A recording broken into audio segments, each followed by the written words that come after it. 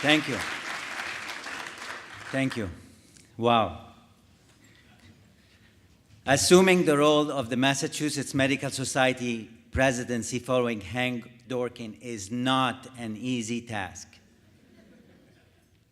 Hank, you are a true role model of ability and dedication. Thank you for the time you have spent mentoring me. I congratulate you on a great presidential year and wish you the best always. I will work hard to honor your legacy. Thank you, Hank.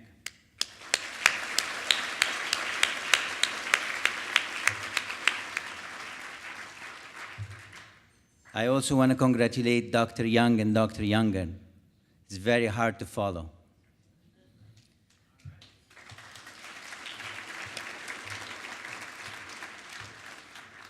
First and foremost, I want to offer my thanks to so many people. To my parents, who unfortunately could not be here with us tonight due to a minor illness.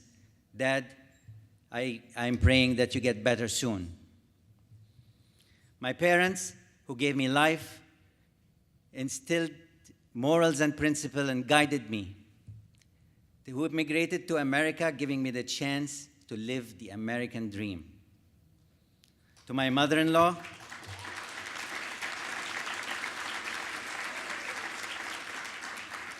for her wonderful, unwavering support throughout my journey. To my sister, brother, brother-in-law, and their family are always there for me. To my children, Mark and Michael, who keep me focused on what is important in life.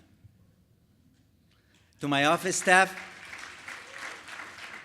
and the staff of this magical medical society, who do a wonderful job to coordinate my work and practice. Thank you.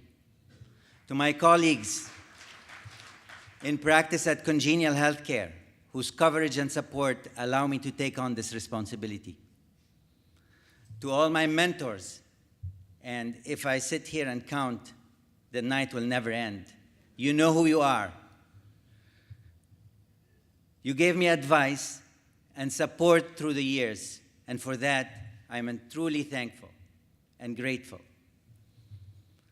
To my friends from the American Medical Association and our neighboring state societies, with whom I look forward to working in organized medicine. And finally, to my wife, Nahed, my best friend and the love of my life.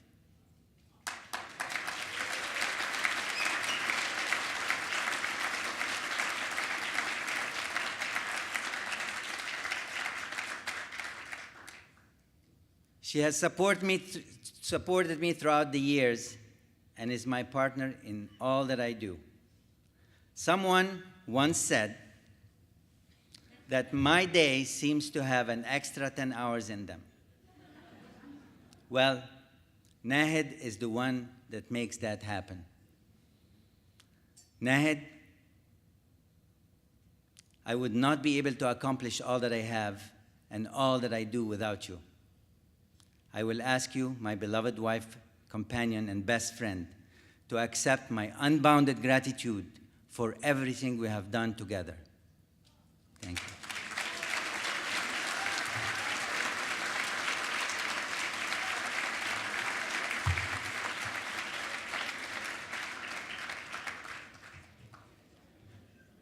Since our sons are in attendance tonight, I hope they will forgive me for telling a story about them.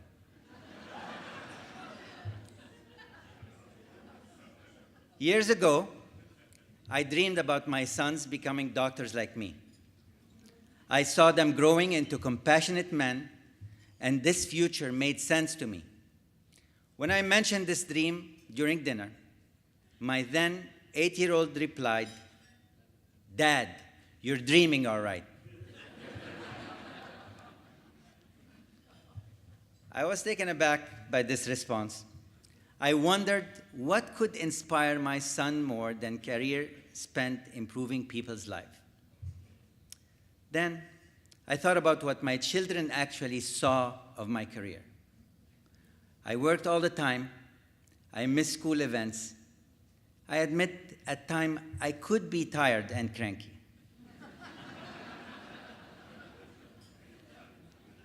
Just like that, my son reminded me of the biblical proverb, "Physician, heal thyself." Here in this room tonight, I am certain that all of you could share a similar story. Please, let me be clear. This is not to complain. I love being a doctor. It's one of the great joys of my life. But I think we all recognize that the practice of medicine has always required sacrifices, and that in recent years, additional challenges and burdens facing physicians outside of actual patient care have grown.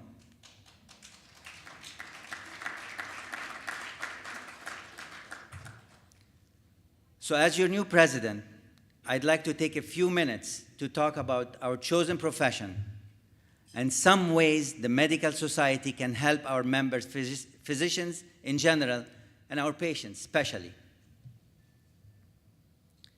It is time to acknowledge that there are challenges both in the field of medicine and in the outside influences that impact the field. And it's time to look at what we can do to address those challenges. We must work to understand the issues that physicians encounter every day in the trenches. It is hard for individual doctors to find the time to express their frustrations. It is incumbent upon the society to organize and act on these issues with a unified voice of advocacy. We will look closely at the gathering tsunami of physician burnout, the cumulative effect of fatigue, the impression of being taken for granted, and the feeling of helplessness to change the situation. We must restore the patient-physician relationship and work to mitigate the external influences that are diminishing it.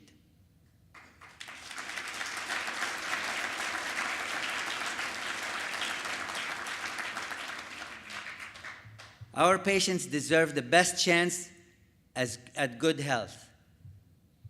So, what are the day-to-day issues that trouble physicians, and what can we do about them?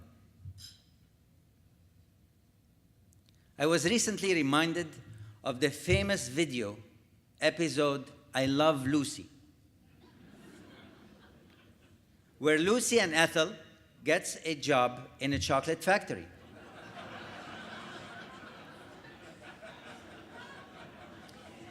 A conveyor belt brings in a continuous stream of chocolates.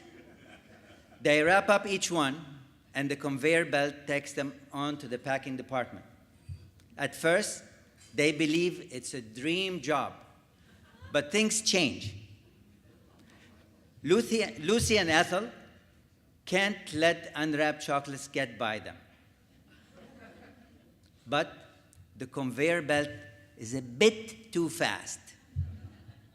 They get a little behind, and they start putting some in their mouth, in their pockets, in their hats. They are desperate. Then their boss comes in, and unaware of the mounting panic, she believes that they are getting the job done. So she yells to the guy running the conveyor belt, "Speed it up! Speed it up!"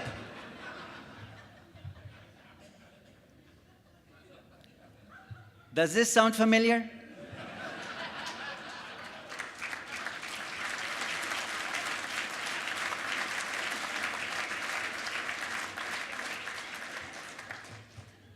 As physicians, we are committed to delivering the best care possible in a system where more and more third-party dictate the rules and regulations we must follow.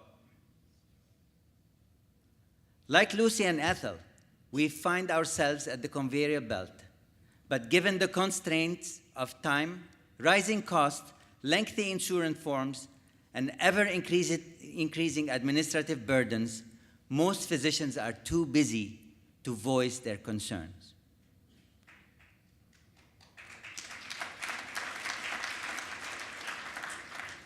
They feel powerless to influence the forces that impact their practices. The conveyor belts keep moving faster and faster. Something has to give. Too often, what gives is the physician well-being. The addition of responsibilities beyond actually seeing and helping patients makes our customary level of care unsustainable and may lead to either sicker patients, sicker physicians, or both. Over and over, research shows that doctors are spending more time on clerical data entry and paperwork than on patient care, even when patients are in the exam room. Just think about that. Is that why we spent years pursuing a career in medicine?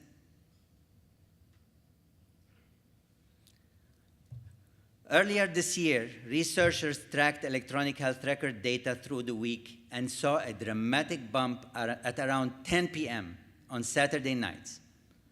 You can picture this. Dinner's over, the kids are in bed, and now it's time to reach out to your laptop and input patients' data. Yet, it's not the long hours or the late nights.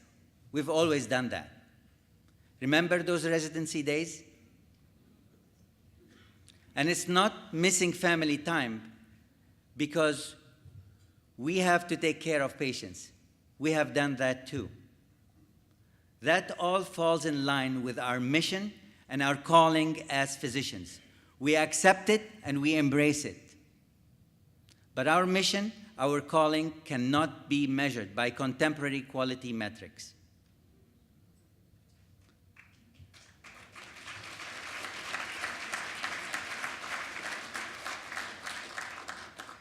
Taking care of our patients puts meaning in our lives.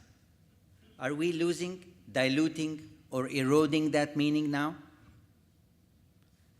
It's not just about electronic medical records. It's about the dismantling of the patient-physician relationship. William Osler recognized this when he said, "The good physician treats the disease. The great physician treats the patient who has the disease."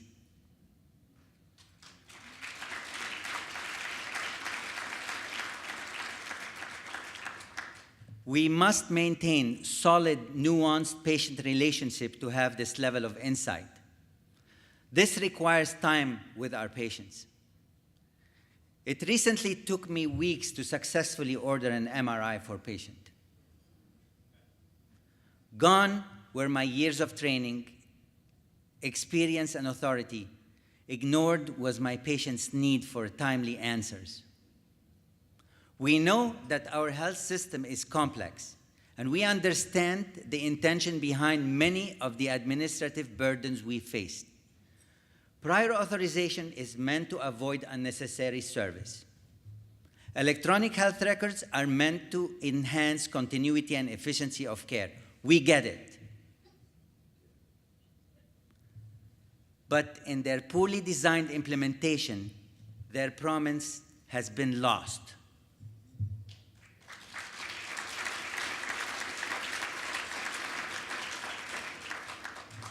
In the future, we need to focus on what delivers quality care to our patients.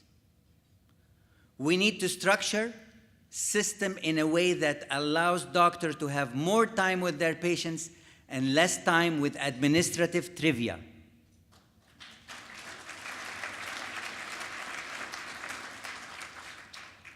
We can promote staffing models that incorporate greater use of the entire care team. Having everyone on the team performing at their full capacity will allow physicians more time for actual patient care. So, my first goal for the next year is to understand these issues more deeply, focus on a few critical ones, and find better ways to address them. By overcoming, or at least containing these challenges, we can restore our joy in practice and learn once again what it means to be a doctor.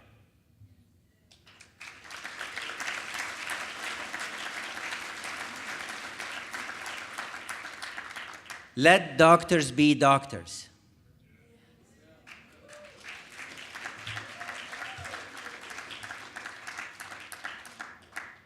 As I've said, taking care of our patients creates meaning in our lives. But what happens when we lose sight of that meaning? A neurologist, psychiatrist, and Auschwitz survivor, Viktor Frankl, describes a similar condition in his 1946 widely read book, Man's Search for Meaning. We might liken what he described to an existential form of burnout. Please take a look around the room. You'll see medical students and residents, energized, motivated learners who are on the cusp of their medical careers. You'll see private physicians. You'll see academic physicians and community clinicians.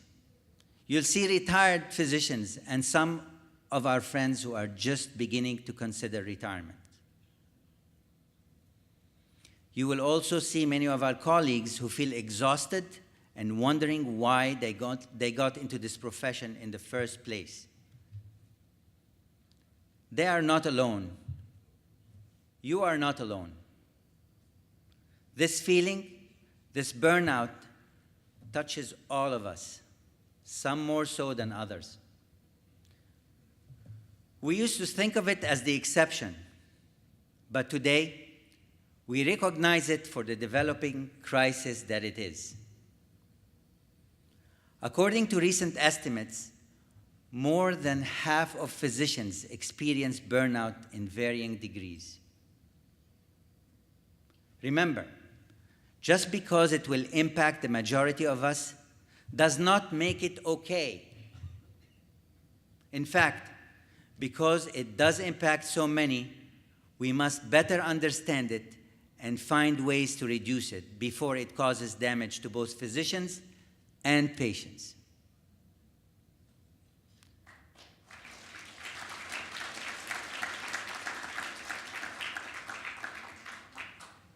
Let me be clear. This is not about job satisfaction.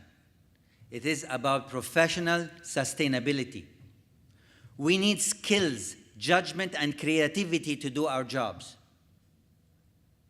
When in medical school, we did not just learn physiology and pharmacology. We also learned diagnostic skills.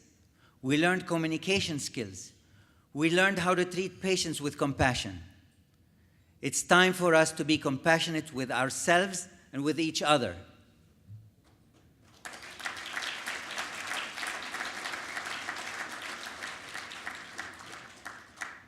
We must recognize that asking for help or needing support is not a weakness. In fact, it is a strength.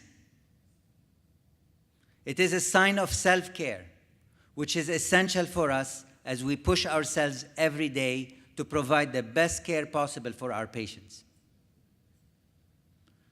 We make the commitment to be at our best every time a patient enters the exam room. We must treat the 20th patient of the day with the same respect, compassion, and mental clarity with which we treated the first, regardless of our exhaustion, the paperwork that lies ahead, and our commitments waiting for us at home. At that moment, each patient is our first and only priority. So, when do we become our own priority? Think about the instructions we hear when we board the plane. You know, the ones that we try to ignore as we finish with our laptop before the door closes. In an emergency, oxygen mask will deploy. Be sure to put your own oxygen mask on before helping others. This sounds counterintuitive and self-serving to many. However, we as caregivers and healers realize that it makes sense. If we cannot breathe, we cannot help others. I do not want to suggest that the health system is in denial. We're seeing wellness programs throughout the workplace, medical education is incorporating system of team-based care. But this is not enough. Imagine that our healthcare system is like a huge ship. Physicians have been thrown overboard and into the water. It is not time to teach us how to survive in the water. It's man overboard. It's time to throw us a lifeline and bring us back up.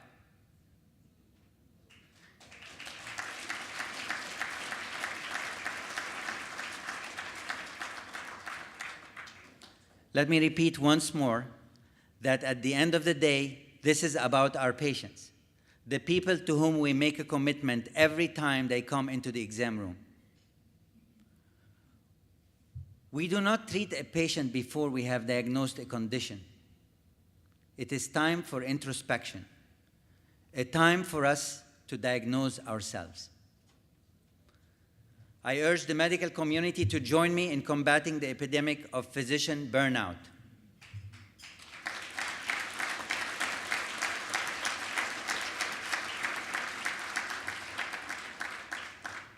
Let us all work together to understand the many causes of burnout.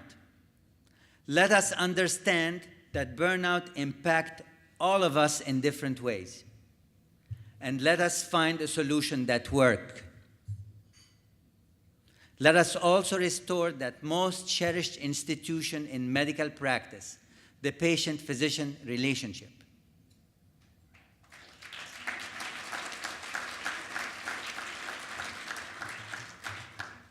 I spoke earlier about how distracting non-clerical chores are invading the exam rooms.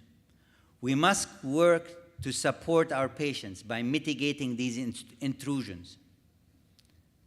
Our patients deserve it, and the sanctity of the patient-physician relationship demands this essential advocacy.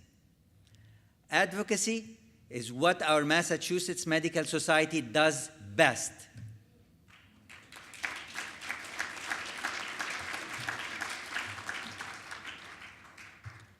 As I begin my year, a year that tonight seems perpetual, but will certainly pass quickly, I say to you, we hear you.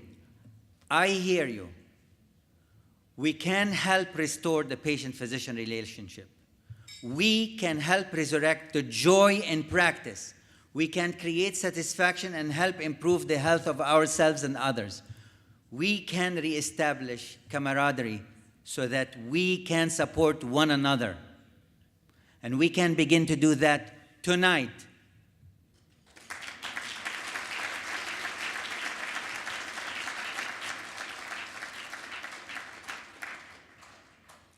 Each time you spend lunch at your computer or fill out lengthy form, you miss time previously spent with your colleagues, forging relationship and finding support. Today, the physician's lounge is empty. Let our Massachusetts Medical Society be your network, your community, your doctor's lounge.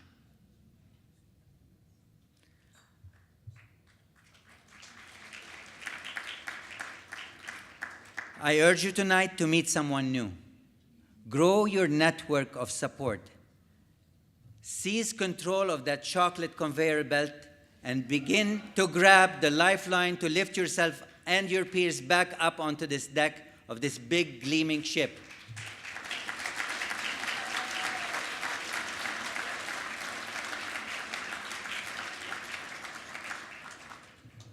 I am humbled and honored to be your new president. I appreciate the confidence that you have shown in me, and I will work hard to uphold the high standard of the office.